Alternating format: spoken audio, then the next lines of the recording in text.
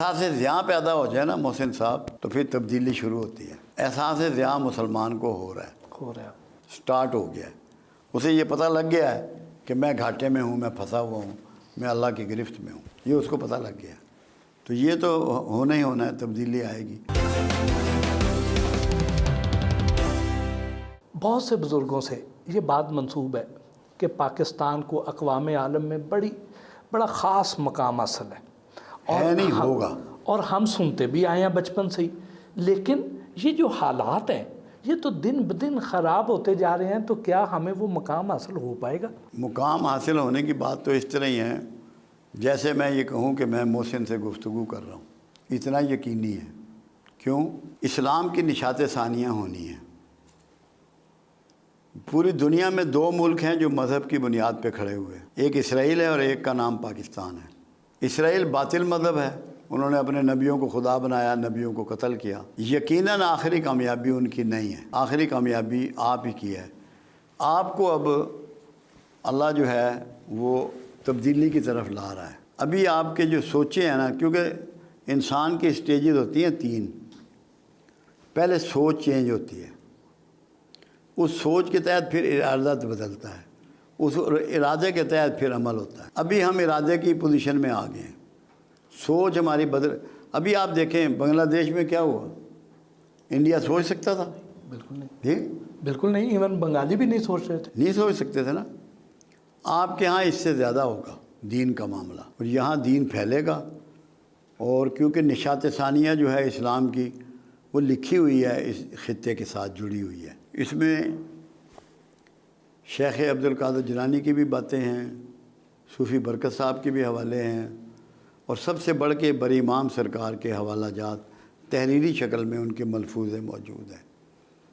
جو سب سے امپارٹنٹ یہ تھا کہ میری قبر کے گردا گرد ایک شہر تعمیر ہوگا جس کا نام اسلام پہ رکھا جائے گا، اور جو اسلام کی نشات ثانیہ کا مرکز ہوگا۔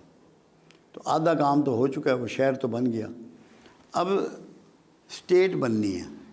اسٹیٹ بننے سے پہلے ایک چیز سمجھ لیں آپ، اگر ہم نجس لوگ ہیں اپنے اخلاق میں، اپنے کریکٹر میں، دین کے معاملے میں، تو کیا ہمیں اللہ یہ موقع دے گا؟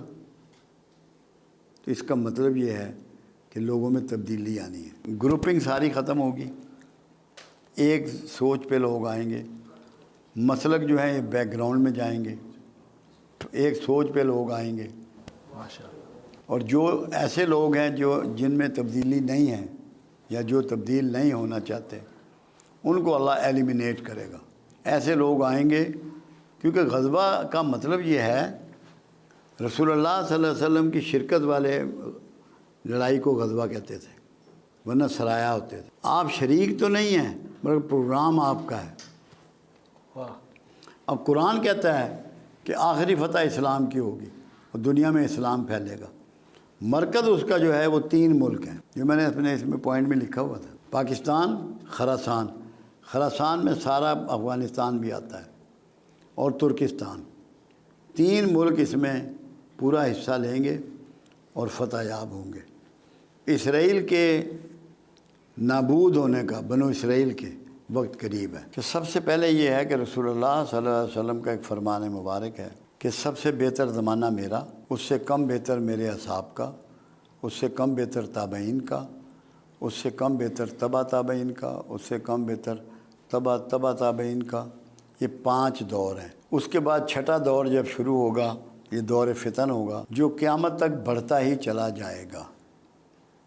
دور فتن میں چلنے والے سے کھڑا ہوا، کھڑے ہوئے سے بیٹھا ہوا، بیٹھے ہوئے سے اپنے گھر میں دروازہ اندر سے بند کر لے، وہ محفوظ ہے۔ مگر دور فتن کی جو آپ نے تفصیلات بیان فرمائی ہیں، احادیث ہیں، ساری ترتیب ہے، مسلم میں ہے، بخاری میں ہے، بلکہ احادیث کا کوئی مجموعہ ایسا نہیں جس میں ان کا ذکر نہ ہو۔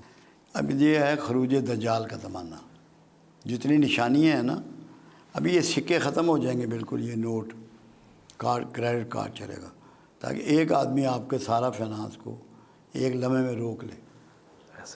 آپ کی زندگی کو ایسا کر دیا جائے گا کہ ایک آدمی آپ پہ رول کرے پوری دنیا میں، چاہے کرنسی ہو، چاہے موبائل ہو، چاہے کھانا پینا ہو، کچھ بھی ہو۔ یہ اب خروج دجال کا زمانہ آ پہنچا. پھر ظہور مہدی ہے نزدیک. اس کے بعد پھر خاتمہ بنی اسرائیل ہے. جو ہر مجدون ہوگی نا اس کے ساتھ ہی اسرائیلی ختم ہو جائیں گے. حدیث مبارکہ یہ ہے کوئی پتھر، کوئی اینٹ، کوئی درخت، کوئی سایہ ان کو پناہ نہ دے گا. صرف ایک درخت ہوگا زرکت کا، وہ اس کے پیچھے یہودی چھپ سکیں گے. یہودیوں کو اس حدیث کا اتنا یقین ہے کہ انہوں نے یہ 50 لاکھ پودے لگوا دیے ہیں درخت کے. ان کو پتہ ہے کہ یہ پوری ہونی. اس کے بعد ہے اسلام کے نشات ثانیہ، جس کے سٹارٹ 3 ملکوں سے ہوگا: ترکیہ، پاکستان، خراسان. پھر غزوہ ہند ہے کہ ہندوستان پہ یلغار ہوگی اور وہاں اسلام پھیلے گا. ہندو یا اسلام قبول کریں گے یا مارے جائیں گے. پھر نزول عیسیٰ ہے. نزول عیسیٰ جب ہوگا تو جو فوجیں غزوہ ہند لڑیں گی وہ جا کے شام میں عیسیٰ کی فوجوں سے جا ملیں گے. یہ تو جو ترتیب میں دیکھ رہا ہوں، محسوس کر رہا ہوں، پڑھتا ہوں، وہ ہے.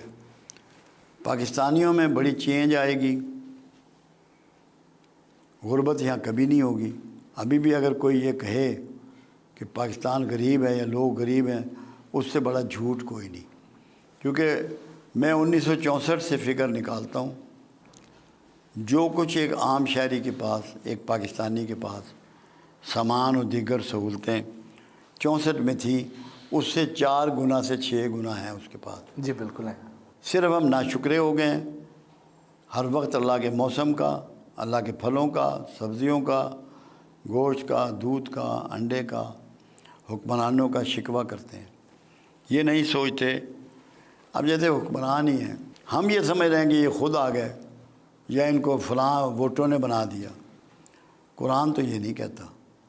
قرآن تو کہتا ہے جس کو چاہوں معزول کروں، جس کو چاہوں حکمرانی دوں. جب یہ فیصلہ اللہ کے پاس ہے تو ہمیں اللہ کے فیصلے سے ڈفر کرنے کی ضرورت کیوں ہوتی ہے؟ بالکل ٹھیک بات. ہمیں نہیں ہونی چاہیے. یہ بغاوت ہے اللہ سے. جب کملی والے کی ایک سٹیٹمنٹ موجود ہے، تم پر اگر ایک نک کٹا حبشی بھی حکمران بنا دیا جائے تو تم نے اس کی بھی فرما برداری کرنی ہے. نک کٹے حبشی کا لفظ میرے آقا لے رہے ہیں. تو اس لیے ہمارے ہاں جو جھوٹی بغاوت ہے نا، کہ ہر چیز کو برا کہنا، ہر چیز کی مخالفت کرنا، یہ جائز نہیں ہے. یہ نہیں کرنی. شکوہ نہیں. لوگ شکوہ چھوڑ دیں. میں یہ یقین سے آپ کو بتاؤں، یہ زمین آپ کو وہ خزانے اگلے گی جو کچھ سوچ نہیں سکتا.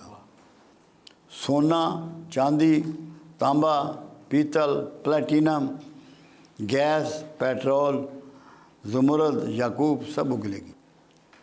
اللہ پہ شکوہ چھوڑ دیں. شکوے نے ہمیں ذلیل کر رکھا ہے. یہ جو کفار ہیں یا یہودی ہیں، غیر مسلم ہیں، تو وہ تو ان احادیث کو پوری طرح مانتے ہیں اور اس کے مطابق اپنی تیاری بھی کر رہے ہیں. بالکل مانتے ہیں وہ 100%. لیکن ہم بطور مسلمان اس پہ یقین ہی نہیں رکھتے ہیں. اور یار یہ نہیں بات. یقین سب کا ہے. جو مختلف مکاتب فکر پیدا ہو گئے ہیں نا، اور مسالک پیدا ہو گئے ہیں، انہوں نے ڈاؤٹ فل بنا دیا ان باتوں. اگر سب کی بات ایک ہی نکلے تو کیسے نہیں مانے گی؟ پوری امت مانے گی. پھر تمہاری ڈائریکشن سیدھی ہو جائے گی. اس لیے میں لوگوں کو کہتا ہوں کہ 2 چیزوں تک اپنے آپ کو محدود کر لو علم میں: قرآن تک اور صاحب قرآن تک. واہ واہ. میرے 4000 سے اوپر لیکچر ہیں دنیا بھر میں. میں آکسفورڈ میں بھی خطاب کر کے آیا ہوں، اسٹاف کالج کوئٹہ بھی خطاب کر کے آیا ہوں، ISPR میں بھی کیا ہے، ہائی کورٹ میں بھی کیا، چھوٹی کورٹوں میں بھی کیا، فوج کے بے شمار اداروں میں کیا. تعلیمات کا کوئی یونیورسٹی ایسی نہیں جہاں ایڈریس نہ کی ہو. مگر میں قرآن اور صاحب قرآن سے باہر نہیں نکلا.